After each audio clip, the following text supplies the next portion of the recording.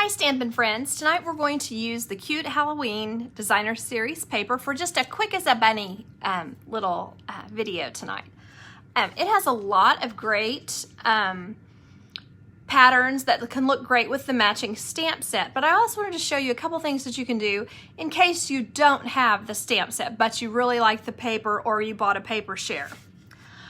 This card is one of the cards that will be available in my bundle of the month, which is online. It has these papers here. It uses 4 different papers on one card. And what I'm really wanting to show you here is how I colored in with the blends the different candies.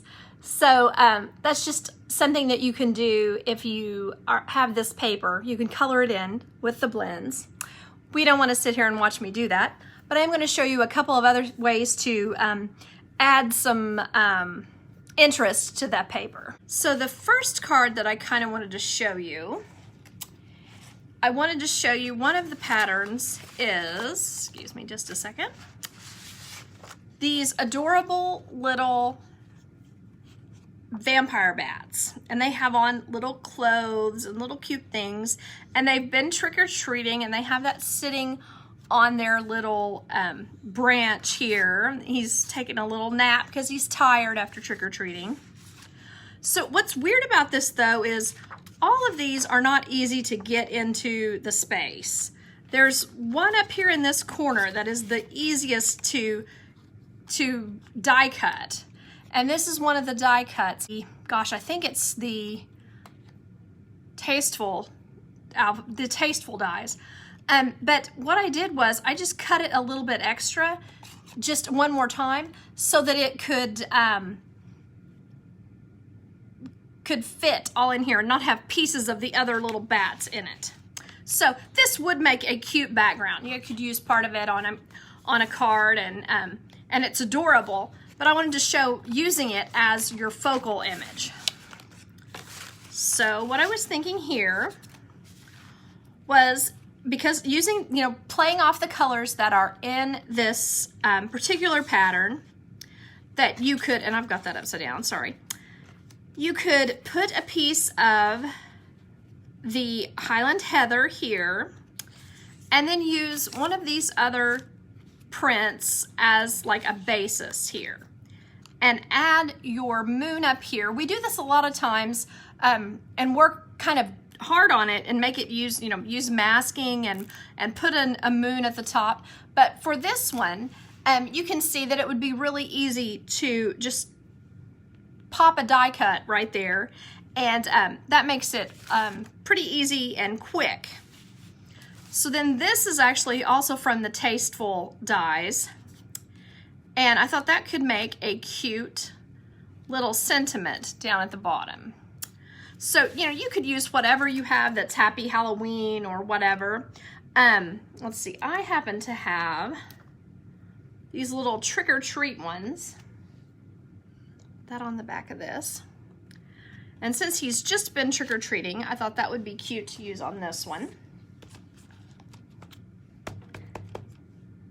So let me go ahead and do that. So this one, we're just kind of assuming that you've got some kind of Halloween stamp in your stamp arsenal that you can use for that.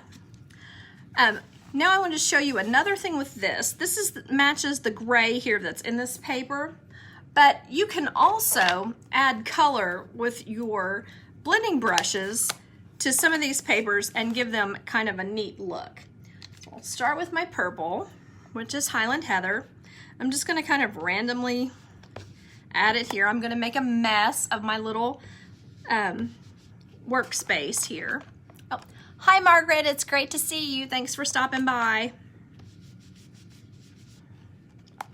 Now it might be easier if you were going to make more than 1 or 2 cards. It might be easier to go ahead and just do the whole sheet at once and then cut it. But since I'm just going to do this one necessarily right now, I think I'll just do this. So let me use now some Granny Apple Green right there, and then maybe a little up here. Granny Apple. And then let me find some orange. Oh, no, I was gonna use some Flirty Flamingo. I forgot about that. Get my little pink brush. Maybe put it there, and maybe there. Okay. And then let's see, now I'm looking for my orange, which is right here. I'm gonna open all my ink pads tonight, apparently. Just add some pumpkin pie. I'll put it right there. And maybe right over there. So you can even create like an ombre look with this, and you can see how quickly that I'm able to do this, and it's kind of popping. I wanted to put a little bit more purple, maybe right there.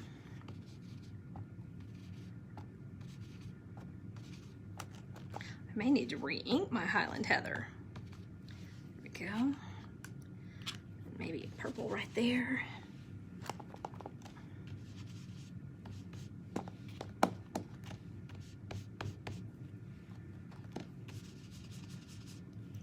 And then I think I'll put a little more pink over in here.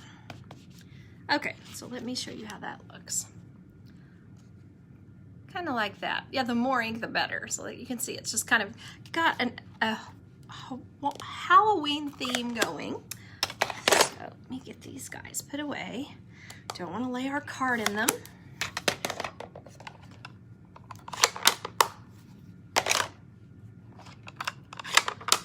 Oh, I may leave the pink out. That would probably be cute to stamp some edges or something in.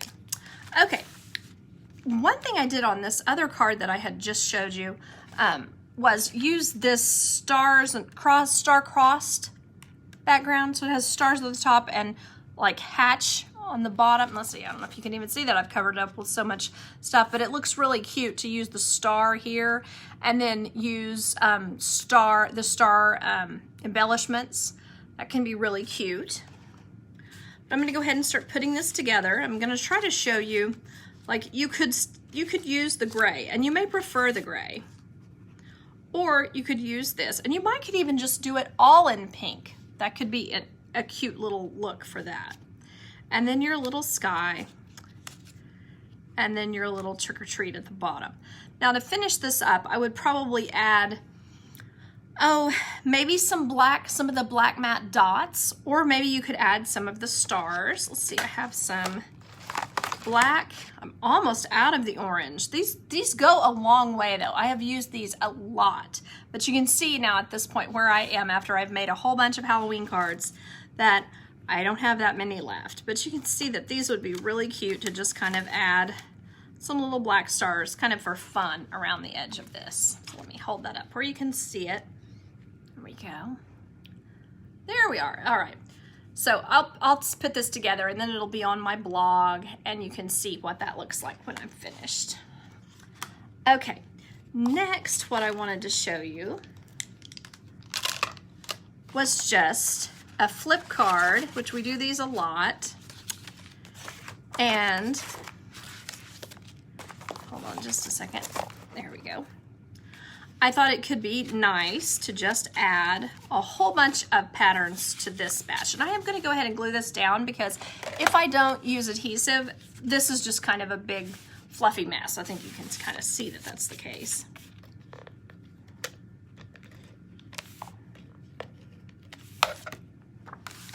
So I'm putting the Haunted Houses pattern over here on the side. Let's try to get it kind of a little more even. I didn't do a great job the first time. And this one, my idea was that it would just blend in, but it also blends in to the point that it's a little hard to see what you're doing with the greens. Okay, then I did white for the inside so I could write on it.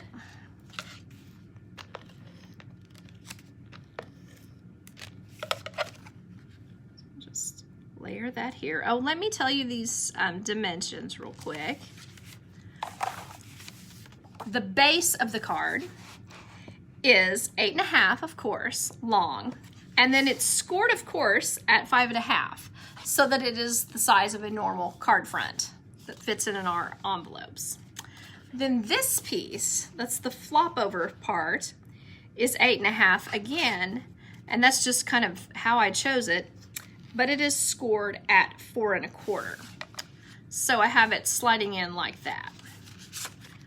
So now I'm going to add my background. Now this could be really cute as the background as well. You could put, but you really can't see the ghosts very much that way. So I liked putting them on the, I know it's a travesty to cover them up, but I do like that the background of this is the boo paper. So it says, it kind of makes it go really well with the ghosts. So it says boo. There we are. And then just slide that in there. Then I am having a little bit of trouble getting this to lay down. Let me use my bone folder and just kind of burnish that a little bit. We'll do the same on this. I used grape on this just for more contrast and more purple. So then there's that. So what I do here to get this lined up where I want it is I just center it with the same space on each side. And then I just kind of see that that still looks okay on this side, and I think it does. So let me go ahead and put some adhesive on the back of this piece.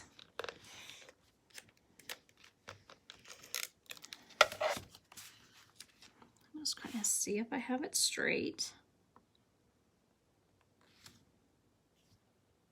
Scooch, scooch, scooch. There we go. So then I kind of like how that looks. So let me go ahead and put, I thought I would put this, and I just happen to have these already cut because they were for my class, both online and in person. And I like how they look, and you can really see that they are the center of this card. So let me go ahead and stick this down. And I cut out a ghost for another card out of this center. That's why that's like that. It's always something you can do to save paper, or possibly even also save time. As you're cutting one piece, you can also cut a smaller piece inside it. There we are. And center those little guys up there. Okay, so now I have that, but you can see it kind of still pops open. So if you would like to use something to hold this side down here, you can have something tuck in. So like maybe put it right here on the corner. You could use this size, which, oh, I meant to use this one that I've already stamped, that has, you put a smile on my face. And you don't necessarily need this little background piece, but I just think it's kind of cute to use it, and because it just kind of adds a little bit more texture. You can't really read it, but it adds texture in my opinion. So let me go ahead and attach this down.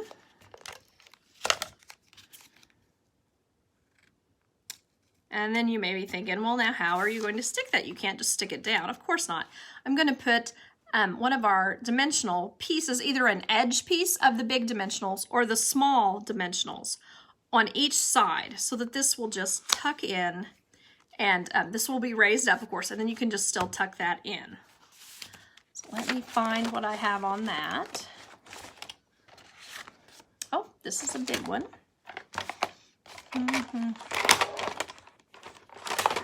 I really should have named myself the Messy Crafter instead of the Stampin' Bunny. That would have been a lot more appropriate. Okay. So let me put a piece here. I'm imagining here where I'm going to put this. So I'm just going to put part there and part there and see if that covers it up nicely. And I think it does. So then I'm just going to take, oops, pick the whole thing up. Take the top layer off. And then I'm going to turn this around so I can look real quick. Get it even and straight. There we are. So there you can see that holds your card flat, and you don't have to worry about it popping open. So there you can see that. Then I was also thinking that it could be cute to use either this piece over here on the side, or you want it to be able to fold, or you could use just a small little, well, I wouldn't use that one, maybe like this.